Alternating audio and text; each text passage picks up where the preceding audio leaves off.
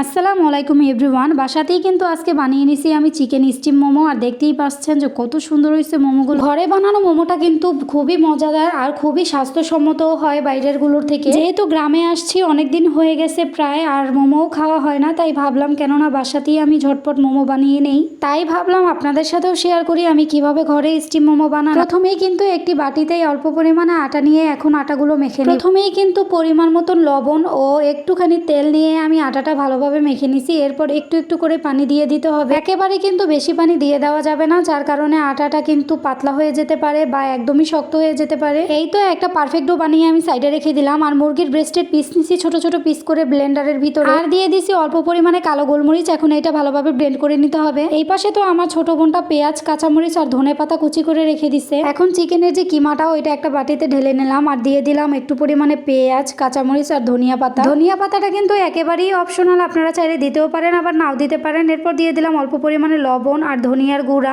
জিরা আর আদা রসুনের পেস্ট দেওয়ার পর দিয়ে দিলাম অল্প পরিমাণে টেস্টি সল্ট ও লাল মরিচের গুঁড়া আর একটু পরিমাণে সয়া সস। এখন এগুলোকে ভালোভাবে একদম মিক্স করে নিতে হবে। এই কাজটা একটু বেশি সময় নিয়েই করতে হবে যাতে সবগুলো একসাথে মিশে যায়। আমার মনে হয় যে কম বেশি সকলেই মোমো খেতে পছন্দ করেন, আর চিকেন মোমোটা তো আমার কাছে বেস্ট লাগে। এরপর কিন্তু অল্প পরিমাণে তেল ভালোভাবে গরম করে চিকেনের কিমাটার ভিতরে দিয়ে একটা চামচের সাহায্যে ভালোভাবে মিশিয়ে নিলাম। এই কাজটা কিন্তু হাত দিয়ে করতে যাবেন না, তাহলে হাত পুড়ে যাওয়ার সম্ভাবনা আছে। এরপর তো চিকেনের পুরটা সাইডে রেখে দিয়ে গিয়ে গেলাম আমি মোমোর জন্য শীট তৈরি করতে। মোমোর শীটটা কিন্তু একদমই এরকম হবে, বেশি পাতলা বা মোটা হওয়া যাবে না। এরকম গোল গোল করে কিন্তু আমি অনেকগুলো মোমোর শীট বানিয়ে নিছি। এখন কিন্তু প্রায় 1 চা চামচের মতন চিকেনের পুর নিয়ে আমি মোমোর শীটটার ভিতরে দিয়ে দিলাম আর হাত দিয়ে কুচি কুচি করে কিন্তু মোমোর শেপ দিয়ে নিব। একদম দেখেন কত সুন্দর হয়েছে। আর সাইডের যে বাউন্ডারিটা ওইটাও আমি কুচি কুচি করে দিয়ে নিলাম। এই তো আমার মোমোর শেপ দেওয়া শেষ। আর এইভাবে কিন্তু আমি সবগুলো মোমোই বানিয়ে নিছি এক এক করে, এক একটা এক এক ডিজাইনের আর কি। আর এই যে দেখতে পাচ্ছেন ছিদ্র ছিদ্র করা গামলাটা, আজকে কিন্তু মোমো স্টিম আমি এইটার ভিতরেই করব। গ্রামের প্রায় অধিকাংশ মানুষই কিন্তু এইভাবে ছিদ্রযুক্ত পাতিলায় বা গামলার ভিতরে পিঠা ভাপে দিয়ে থাকে, তাই আমিও কিন্তু এইটার ভিতরেই আজকে মোমোগুলো স্টিম করছি। আর গ্রামে কিন্তু হালকা হালকা শীত পড়া শুরু হয়ে গেছে। এই অবস্থায় মাটির চুলার ভিতরে এরকম